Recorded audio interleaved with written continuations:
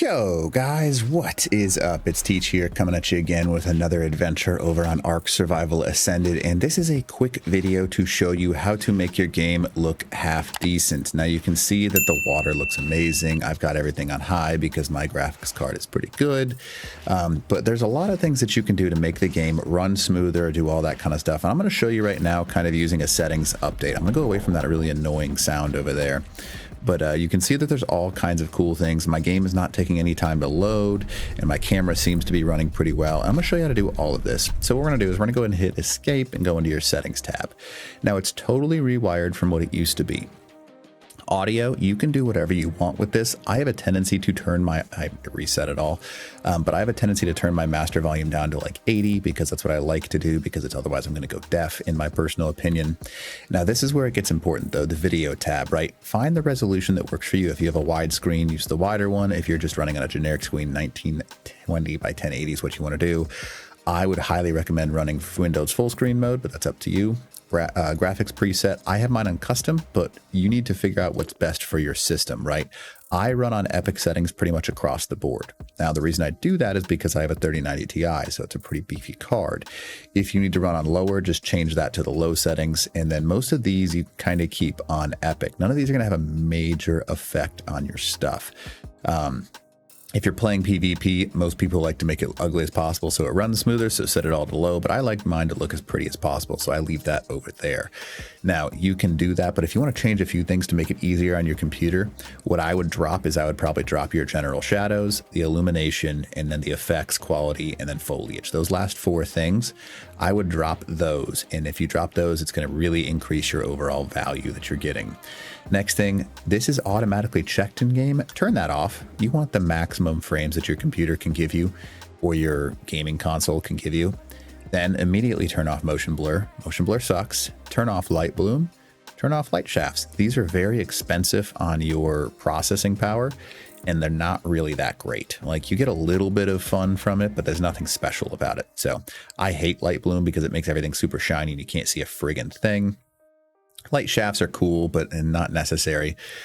Most of this stuff is pretty nice. I like the foliage and fluid interaction. It looks really pretty, but if you turn it off, it's going to save your computer processing power quite a bit.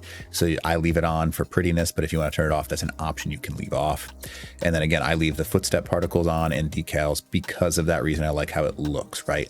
If you turn that off, it's going to make your everything run a little bit smoother if you have a lower end system. Now this right here, ray tracing, basically turn on DLSS. There's no reason not to have it on. And then you can see super resolution. You can choose specifically what you want to go for. There's balanced, performance, quality. It depends on what you want, right? I like quality a lot, so I run mine on quality. That's up to you how you want to run it though. You can do whatever you need to. That's it. Now the UI, this is really custom. I like customizing my crosshairs and stuff like that. I'm like making it a little bit bigger, and then green so I can see it easier, and then red for when it's a hit marker.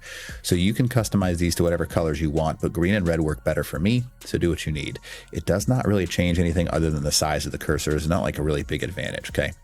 You can turn this on. This is a cool feature, the minimal floating name setting. This is a fun one to turn on, just so you know. It basically just makes it so it's a little, you know how sometimes people's names are massive and it's just this giant old words over them. You don't need that, so leave it on.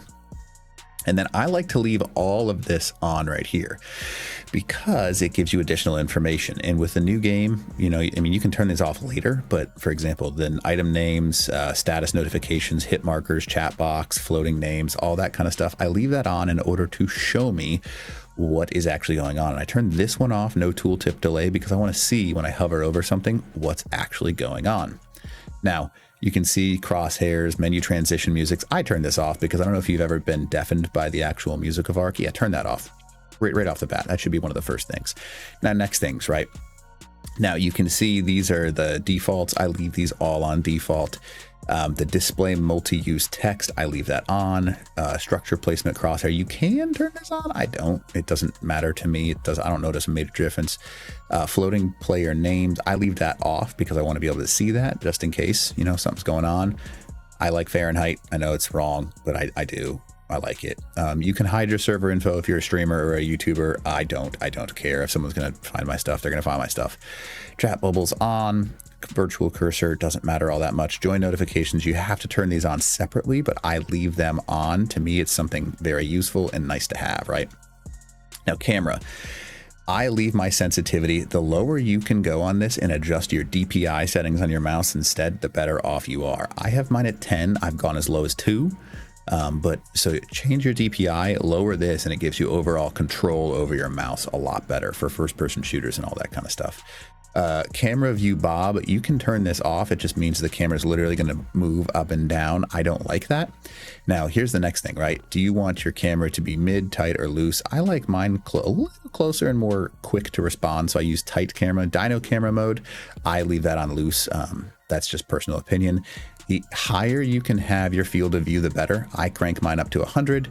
I would turn off your camera shake scale because it's so frustrating. Just turn that off, right? Make sure you click save, otherwise it's not going to save a single freaking thing. Once it does save, congratulations, you've got your generic ones.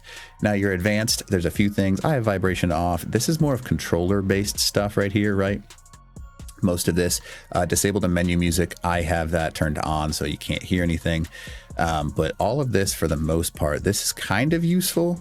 You can underwater particle, it helps you see where you're at and kind of moving a little better, but that's about it.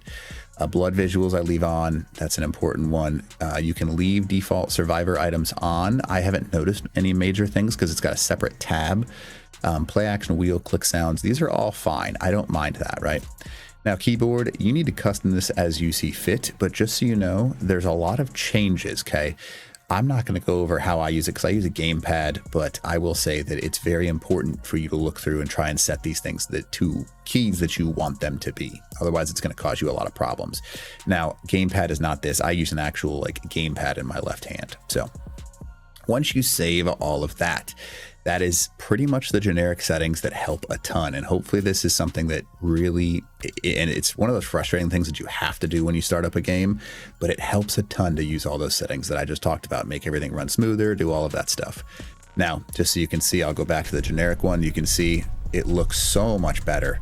And everything's a little bit quicker. You can see that we got that no bob going on. So see how your character just sprints and there's no jumping up and down when you're moving around. I think that's a super cool thing.